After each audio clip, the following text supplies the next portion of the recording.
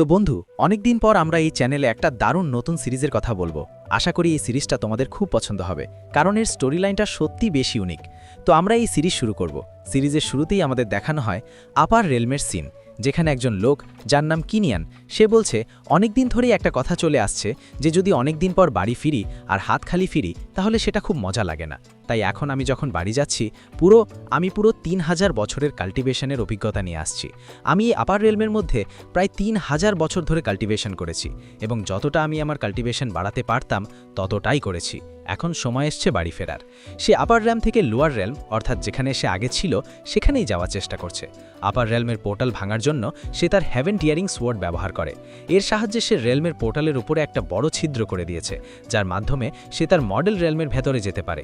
কিন্তু যখন সে এটা করছিল তখন সে একদম খুশি যে এবার আমি নিজের বাড়ি ওয়াইনলিতে ফিরে যাব। কিন্তু ঠিক তখনই সেখানে জমি কেঁপে ওঠে। সে এখানে খুশি ছিল যে আমার তলোয়ার কাজ করেছে আর মডেল রেলমের পোর্টাল খুলে দিয়েছে। এখন আমি মাম্মি পাপার কাছে ফিরে আসছি, শুধু আমার অপেক্ষা করো। এত বছর তোমাদের থেকে দূরে ছিলাম, কিন্তু এখন আর নয়, আমাদের দেখা আবার হবে। কিন্তু সেখানে মডেল রেলমেই স্পষ্টই কি বলবো, তার আগে একটা খুবই বিপজ্জনক জন্তু এসে তার ওপর আক্রমণ করে তাকে মেরে ফেলে। সে তাকে যেতে দিচ্ছে না। মডেল রেলমের ভিতরে ঢুকতে চাচ্ছিল, কিন্তু সে মডেল রেলমে ঢুকতে পারল কি পারল না সেটা এখনও আমাদের দেখানো হয়নি। এরপর আমাদের স্টার কন্টিনেন্টের সিন দেখানো হয়। সেখানে ইউনন ক্ল্যানের নেতা কয়েকজন লোকের সাথে লড়াই করছিল। তার সামনে দুইজন লোক ছিল, ওরা দুই ভাই ছিল, আর ওরা এখানে ইউন ক্ল্যানের নেতার সাথে লড়াই করার চেষ্টা করছিল যাতে তার জীবন শেষ করা যায়। নেতা ওদের সাথে লড়ছিল, কিন্তু ওই দুই ভাই একটার পর একটা আক্রমণ করছিল নেতার ওপর। নেতা তার সব কৌশল ব্যবহার করছিল এবং একের পর এক অসাধারণ তলোয়ার চাল ব্যবহার করে ওই দুই ভাইয়ের জীবন নষ্ট করার চেষ্টা করছিল। কিন্তু ওই ভাইরা তার সব আক্রমণ ভেঙে দিচ্ছিল। তাদের সঙ্গে লড়াই করা লিডারের জন্য বেশ কঠিন হয়ে পড়ছিল। যখন লিডার সব চেষ্টা করে ফেলল তবুও ঠিকমতো তাদের সাথে লড়াই করতে পারছিল না, তখন সে বুঝতে পারল যে এই লোকেরা এত সহজে থেমে যাবে না। তার অনেক বেশি চোট লেগেছিল, যার কারণে সে বেশ আহত হয়ে পড়েছিল। সে ওই দুই ভাইকে বলল, আমি ক্ল্যানের লিডার হয়েছিলাম, তারপর থেকে আজ পর্যন্ত আমি কি তোমাদের বিরুদ্ধে কোনো ভুল কাজ করেছি? একদম না, আমি তোমাদের খুব ভালোভাবে ট্রিট করেছি। তাহলে আজ কেন তোমরা আমার বিরুদ্ধে হয়ে গেছো? শেষে কেন আমাকে রিটায়ারমেন্ট লেটার সাইন করতে বলছো? তখন ওই দুই ভাই বলে ওঠে, তোমার ছেলে ইয়াজওয়ান একদম বেকার, তার কোনো স্কিল নেই। আর তুমি এখানে ক্ল্যানের লিডার হওয়ার পরও তোমার যে পজিশন সেটা তোমার বেকার ছেলেকে দিতে চাও, যা একদম ভুল। তাই ভালো হবে তোমার ক্ল্যান লিডারের পজিশনটা, যেটা গ্র্যান্ড এল্ডারের একমাত্র ছেলে ইয়ান কিংয়ের জন্য রাখা হয়েছে, সে ক্ল্যান লিডার হওয়ার পুরোপুরি যোগ্য। তাই আমরা এখানে তোমার থেকে রিটায়ারমেন্ট লেটার সাইন করাবো, যাতে তোমার লিডারের পজিশন ইয়ান কিংয়ের হাতে চলে যায়। আর যদি তুমি রিটায়ারমেন্ট লেটার সাইন না করো তাহলে তোমার জন্য খুব খারাপ হবে। ক্ল্যান লিডার বলল, দেখো, আমার ছেলে ইয়ান অনেক দুর্বল, আমি তার কিছু ভাবছি না। কে জানে সে ভবিষ্যতে কাল্টিভেশনও পাবে কি না। যদি সে কাল্টিভেশনও পেত না, তবুও আমি ইয়ান কিংকে লিডারের পজিশন কখনো দেব না, কারণ সে ইয়ান কিং একদম খারাপ মানুষ। এতটা খারাপ, এতটাই নির্মম লোক যে আমি যদি তাকে লিডারের পজিশন দিই তবে সে সব কিছু নষ্ট করে ফেলবে, পুরো আমাদের ইউনিয়ন ক্ল্যানটাই ধ্বংস করে দেবে সে। যদি আমার লিডারের পজিশন আমার ছেলেকে না মেলে তাহলে আমি আমার পজিশন আমার ভাইজি কিনিয়ানকে দিয়ে দেব। বন্ধুরা, ওই কিনিয়ান যে আপার র্যাম থেকে ফিরে আসার চেষ্টা করছিল, আসলে সেই লিডারের ভাইজি। লিডার বলতে শুরু করে, হ্যালো বন্ধুরা, তোমরা এতক্ষণ পর্যন্ত দেখছো কি করছো? সাবস্ক্রাইবটা কর। আমাদের ক্ল্যানকে কেবলই কিনিয়ানই বাঁচাতে পারবে। ওর কাছে এতটা দক্ষতা আছে যে আরাম করে লিডারের পজিশন সামলাতে পারে। দুই ভাই বলছে, তুমি কি ভাবো কিনিয়ান ফিরে আসবে? ও তো 3 বছর আগে হারিয়ে গেছে, এখন পর্যন্ত হয়তো কোথাও মারাই গিয়ে থাকবে। আর তুমি বসে বসে আশায়ও ঝুঁকিয়ে বসে আছো ও কখনো ফিরে আসবে না। তো বন্ধুরা, 3 বছর আগে কিনিয়ান কাল্টিভেশন করতে বেরিয়েছিল, আর কাল্টিভেশনে ও এতটা উন্নতি করেছিল যে সরাসরি ওপরের রেলমে পৌঁছে গিয়েছিল। সেখানেও 3000 বছর ধরে চাষাবাদ করছিল। কিন্তু আপার রেলমের 3000 বছর এখানে মানুষের 3 বছরের সমান ছিল। তাই গত 3 বছর ধরে কেউই কিনিয়ানকে দেখেনি। তাই মানুষরা ভাবতে লাগলো যে কিনিয়ান মারা গেছে, সে আর কখনো ফিরে আসবে না। তাই দুই ভাই লিডারের কাছে বলছিল যে কিনিয়ান আর ফিরবে না, তাহলে তুমি তার উপর কেন আশাও ঝুঁকিয়ে বসে আছো? দুই ভাই বুঝতে পারল যে এই লিডার তাদের কথা শুনবে না, তাই তারা এখানে জোর করে তাকে মারার চেষ্টা করলো। কারণ যদি সে মারা যায় তাহলে লিডারের জায়গায় ওই ইয়ান কিং বসবে। দুজনেই তাদের পাওয়ার ব্যবহার করে লিডারের ওপর আক্রমণ করতে যাচ্ছিলেন। ঠিক তখনই সেই জায়গার পুরো আবহাওয়া বদলে যায়, সবকিছু একদম শান্ত হয়ে যায়, আর আকাশ ফাটিয়ে একটা তলোয়ার এসে পড়ে, যা ছিল কিনিয়ানের তলোয়ার।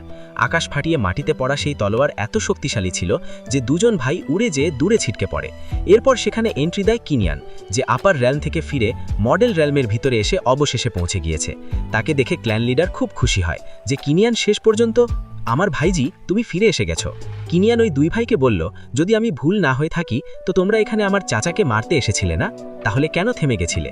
একটু হাত তো তুলে দেখো আবার। তার আর হাউসের এন্ট্রির এতটাই নির্মমতা ছিল যে ওই দুই ভাই পুরোপুরি হতবাক হয়ে গেল। তারা ওকে বলল, ভাই তুমি কিভাবে বেঁচে আছো? আমরা তো ভাবছিলাম তুমি মারা গেছো, কিন্তু না, তুমি বেঁচে গেছো।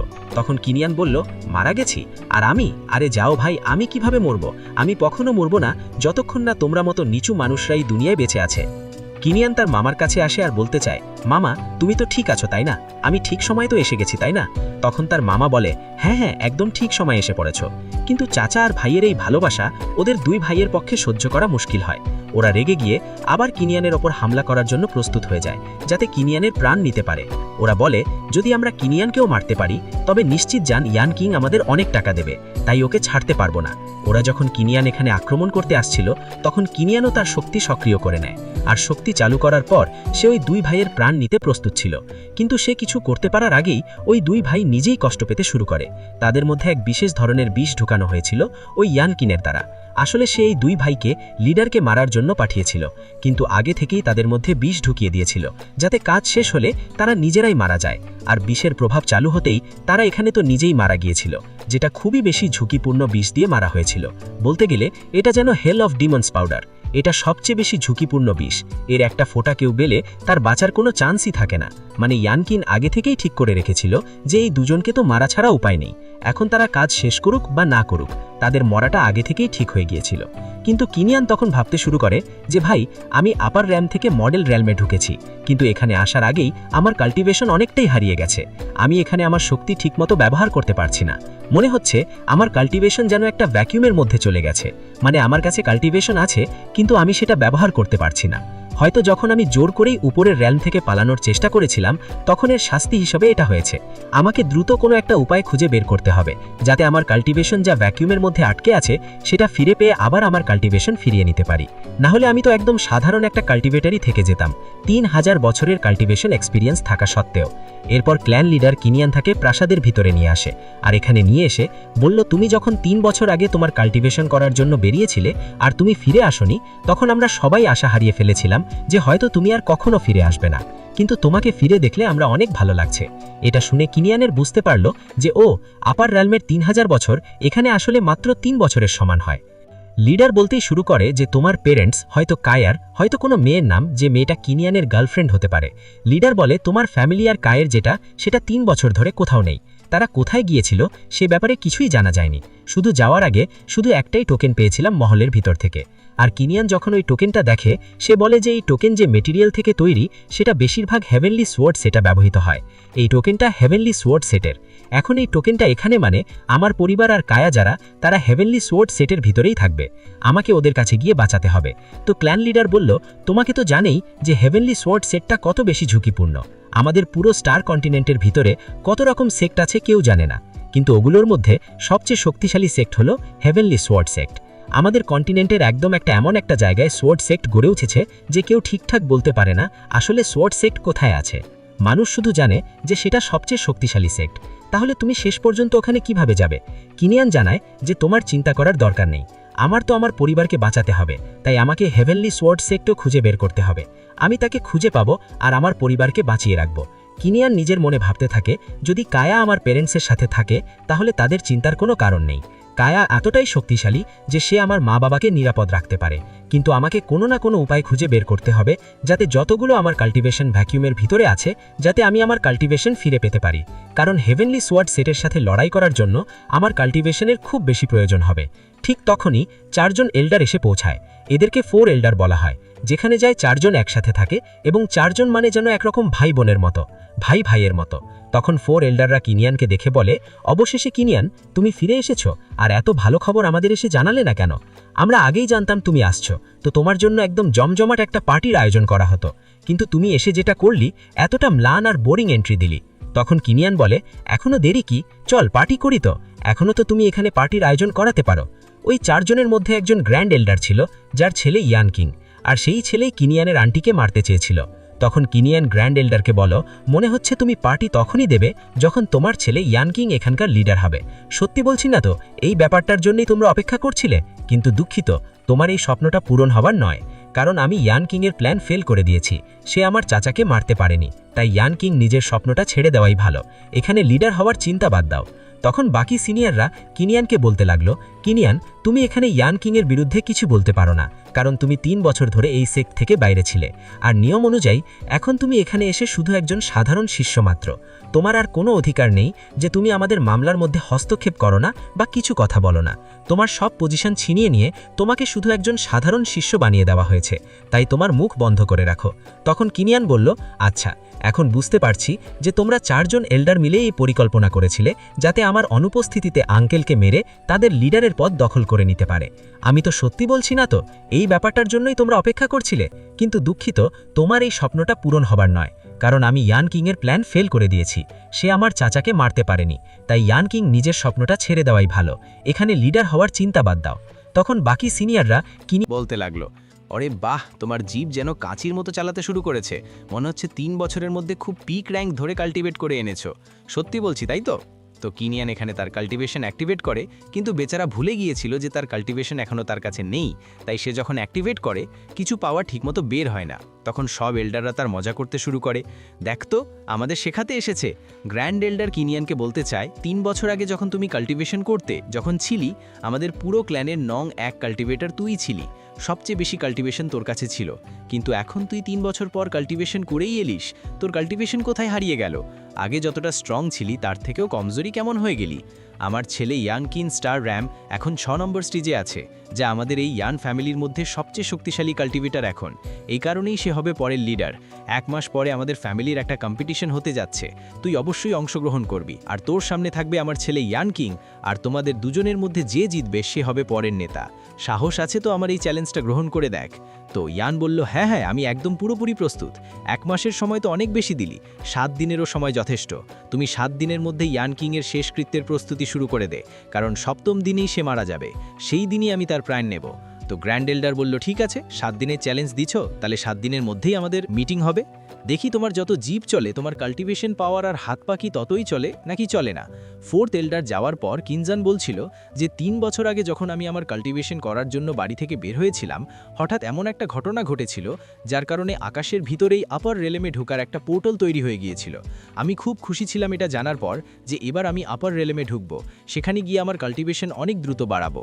কিন্তু আপার রেলেমে যাওয়ার পর বুঝতে পারলাম ওই জায়গাটা কতটা ঝুঁকিপূর্ণ। আপার রেলেমের ভিতরে বেশিরভাগই ইমর্টাল, আর যেসব ইমর্টাল লড়াই করে, যারা কাল্টিভেশন করে, তাদের সামনে আসা চ্যালেঞ্জগুলো সাধারণ মানুষের থেকে 1000 গুণ বেশি ঝুঁকিপূর্ণ। একজন সাধারণ মানুষ হয়ে আপার রেলেমের ভিতরে যাওয়ার আমার অভিজ্ঞতা অনেক ঝুঁকি নিয়ে ভরা ছিল।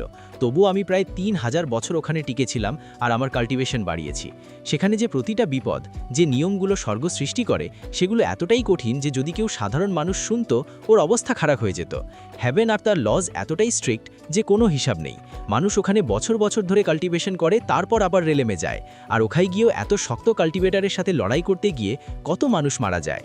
আপার রেলেমের ভিতরে বেঁচে থাকা কত কঠিন, কিন্তু আমি যতটা সেখানে বেঁচেছিলাম অনেক এক্সপিরিয়েন্স পেয়েছি, অনেক শক্তিশালী কাল্টিভেটারের সাথে লড়াই করেছি আর নিজেকে শক্তিশালী বানিয়ে দেখিয়েছি। 3000 বছরের কাল্টিভেশনের মধ্যে আমার যা সীমা ছিল সেটাই কাল্টিভেশনের শিখরে পৌঁছানোর। আমি ওকে ছাড়িয়ে গেছি আর তার থেকেও অনেক এগিয়ে গেছি। যে কাল্টিভেশন আমি 3000 বছর ধরে অর্জন করেছি, লেভেল অনুযায়ী সেটা ইমমর্টাল রেলেমের সুপ্রিম লেভেল হবে, যা ইমমর্টালরা কাল্টিভেশনেও অনেক বেশি উচ্চ লেভেলের। এই কারণেই আমাকে এম্পারার টাইটেল দেওয়া হয়েছে, আর আমি আপার রেলেমের টপ 10 এম্পারারের লিস্টে থাকি। আমি চাইলে সারা জীবন আপার রেলেমেই থাকতে পারতাম, সেখানে কাল্টিভেশন করতে পারতাম আর নিজেকে এতটাই শক্তিশালী করে তুলতাম যে পুরো পৃথিবী আমার মুঠোয় থাকতো, আমার কাছে সব কিছুই থাকতো। তখন আপার রেলেমের ভিতরে আমার পরিবার ছাড়া আর কেউ ছিল না, ওখানে আমার পরিবার ছিল না। আর সেটাই এমন একটা জিনিস যা আমাকে সব সময় কষ্ট দিয়েছে, কারণ আমি আপার মর্টাল রেলেমের ভিতরে যেতে চাইতাম যাতে আমি আমার পরিবারের সঙ্গে দেখা করতে পারি, কারণ ওরাই আমার জন্য চিন্তিত থাকতো। তাই আমি এত বড় ঝুঁকি নিয়ে আপার রেলেমের পোর্টাল ভেঙে মর্টাল রেলেমের ভিতরে ঢুকেছি, যার কারণে আমার অনেক কাল্টিভেশন নষ্ট হয়ে গেছে। যখন আমি পোর্টাল ক্রস করছিলাম তখন ওই বিস্ট এসে আমার জীবন নেবার চেষ্টা করলো, কারণ কেউই আপার রেলেম থেকে মর্টাল রেলেমের ভিতরে যেতে পারে না, কিন্তু আমাকে আমার পরিবারের কাছে যেতে হচ্ছিল। তাই আমি এই ঝুঁকি নিলাম, ওই দানবের সঙ্গে লড়াই করে প্রাণপণ চেষ্টা করলাম তাকে হারানোর জন্য। যখন আমি ফিরে আসার চেষ্টা করছিলাম তখন পোর্টাল ঠিকমতো তৈরি হয়নি, এজন্য আমাকে এত বড় ঝুঁকি নিতে হলো যে আমার এতটা কাল্টিভেশন নষ্ট হয়ে গেল। যদি পোর্টাল ঠিকমতো তৈরি হতো আর দানব আমার পথে না আসতো তাহলে আমি আমার পুরো কাল্টিভেশন আর মর্টাল রেলেমের মধ্যে ফিরে আসতে পারতাম। এখন জানি না এত বড় ঝুঁকি আমি মর্টাল রেলেমের মধ্যে নিয়েছি কিনা। ফিরে আসার জন্য নিজের কাল্টিভেশন হারিয়ে ফেলা আমার জন্য লাভজনক হবে কি হবে না সেটা সামনে আসার সময়ই বলবে। আর যদি আমি আবারও আমার কাল্টিভেশন ফিরে পেয়ে যাই, আমার যে শক্তি ছিল সেটা ফিরে পেয়ে যাই, তাহলে আমি এতটাই শক্তিশালী হয়ে যাব যে পুরো মর্টাল রেলেমে আমার মতো কেউ থাকবে না। আমার কাছে অভিজ্ঞতা আছে, আমি আমার সব কাল্টিভেশন খুব কম সময়ের মধ্যে আবার পেয়ে যেতে পারি। অন্যদিকে আমরা জেসনকে দেখি, সে যখন বসে মদ খাচ্ছিল তখন তার কাছে কিনিয়ান আসে। জেসন ওকে দেখে বলতে ইচ্ছে করে, কিনিয়ান তুমি ফিরে এসে গেছো ভাই, তোমাকে দেখার জন্য আমি কতটা আকুল ছিলাম, অবশেষে তোমাকে দেখে আমি একদম খুশি। কিনিয়ান ওকে দেখে চেক করতে থাকে, বুঝতে পারে যে আরে ইয়ানের একটা হাত নেই আর তার ডিভাইন কনসাসনেসও তার সাথে নেই, নিশ্চয়ই ইয়ান জুয়ানের সঙ্গে কিছু একটা খুব খারাপ হয়েছে। সে ওকে বলতে শুরু করে, ইয়ান জুয়ান তোমার সঙ্গে এইসব কে করেছে কেউ, শুধু আমাকে তার নাম বলো, আমি ওর অস্তিত্বই এই পৃথিবী থেকে মুছে ফেলবো। তখন ইয়ান জুয়ান বলে, কিছু করো না কিনিয়ান, তুমি এটা করতে পারবে না, কারণ যতই তুমি আমার বদলা নেবার চেষ্টা করবে ততই আমাদের ইউন ফ্যামিলি আরও বেশি ধ্বংস হয়ে যাবে। কিনিয়ান ভাবতে থাকে যে ব্রাদার জুয়ান এখনও ওই রকমই আছে যেমনটা ছোটবেলায় ছিল, যখন ওর টেনশন হয় তখন শুধু মদ খেয়ে নিজে টেনশন দূর করত আর কারো সাথে নিজের কষ্ট ভাগ করত না। কিনিয়ান ওকে বলে, ব্রাদার ইয়ান জুয়ান, চিন্তার কিছু নেই, আমি ফিরে এসেছি, আমি তোমাকে পুরোপুরি সুস্থ করে দেব, আর যেই তোমার এই অবস্থা করেছে তাকে আমি পৃথিবী থেকে মুছে ফেলব। আমি পুরো স্টার কন্টিনেন্টের মধ্যে কেউ আমাদের ইউন ফ্যামিলির বিরুদ্ধে চোখ তোলার চেষ্টা করলে আমি তাকে পস্তাতে বাধ্য করব। এরপর কিনিয়ান তার রুমে আসে এবং ও এখানে পিল রিফাইন করতে শুরু করলো। ও একটা বিশেষ ধরনের এম্পারার পিল রিফাইন করছিল। কিছুক্ষণ পরিশ্রমের পর ও শেষমেশ ওই পিল রিফাইন করলো। তারপর বলল, এটা খুব ভালো ব্যাপার যে আমার কাছে এখনও আমার কাল্টিভেশন নেই, কিন্তু আমার ট্যালেন্ট আমার কাছে আছে। আমি জানি কিভাবে এম্পারার পিল রিফাইন করতে হয় যেখানে সমস্যা হয়েছিল, তাই আমি এটা রিফাইন করে ফেলেছি। যদি আমি শুধু এম্পারার পিলকে রিফাইন করে আমার কাল্টিভেশন ফিরে পাওয়ার চেষ্টা করি তাহলে এটা আমার জন্য অনেক ভালো শর্টকাট হবে, আর আমি যত দ্রুত সম্ভব আমার সব কাল্টিভেশন ফিরে পেতে পারবো। কিন্তু সমস্যা হলো এই মর্টাল রেলেমে এত বেশি হার্বস পাওয়া যায় না।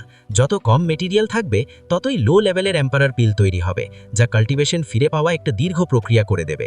তবে আমাকে তো কিছু না কিছু করতেই হবে।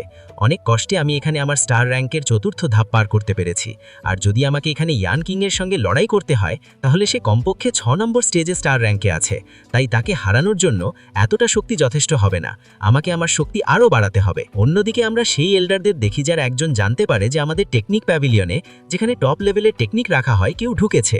তারা বলতেই শুরু করে, কে এত সাহস দেখালো যে আমাদের টেকনিক প্যাভিলিয়নে ঢোকার চেষ্টাই করছে। সে যখন টেকনিক প্যাভিলিয়নের মধ্যে ঢোকে, যা সামনে দেখে তাকে বিশ্বাসই হয় না, কারণ টেকনিক প্যাভিলিয়নের যতই টপ লেভেলের টেকনিক ছিল সেগুলো চারদিকে নিজে থেকেই ঘুরছিল, কিনিয়ানকে কিছু করারই দরকার পড়েনি, এবং সব টপ লেভেলের টেকনিক তার চারপাশ থেকে ঘিরে ফেলেছিল। কিনিয়ান একটা আলাদা জগতে পৌঁছে যায়। কিনিয়ান বলতে থাকে যে এখানে এই টেকনিক অনেক বছর ধরে পড়ে আছে, কিন্তু আজ পর্যন্ত এমন কেউ আসেনি যারা এই টেকনিকগুলো ভালোভাবে আয়ত্ত করতে পারি। আর যখন এই টেকনিকগুলো আমাকে দেখলো তখন এগুলো নিজেরাই আমার কাছে এসে চিপকে গেল, যাতে আমি এগুলো আয়ত্ত করতে পারি আর এগুলোকে নিজের বানিয়ে নিতে পারি আর শিখতে পারি। তো এতেই তো ভালো, সবার টেকনিক আমি শিখে ফেলি, সেটাই ভালো হবে।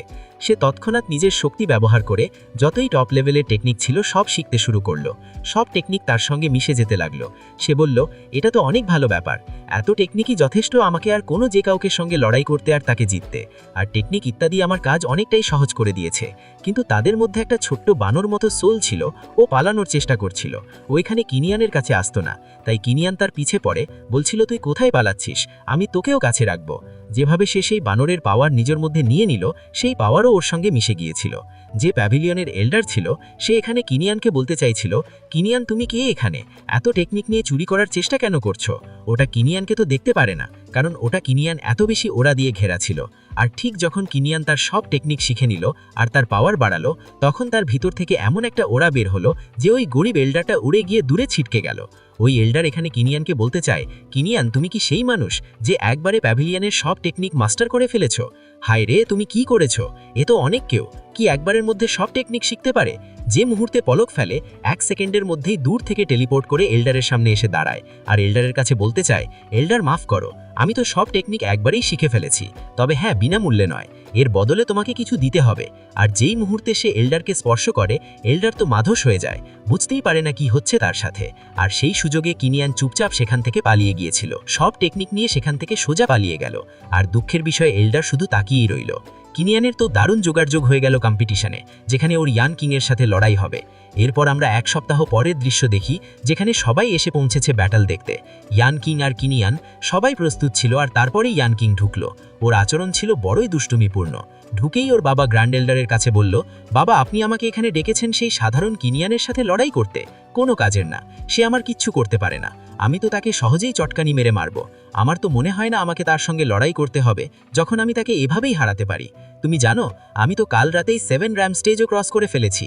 আগে আমি 6-এ ছিলাম, এখন 7-এ চলে এসেছি। এখন আমার সাথে লড়াই করা তার জন্য প্রায় অসম্ভব।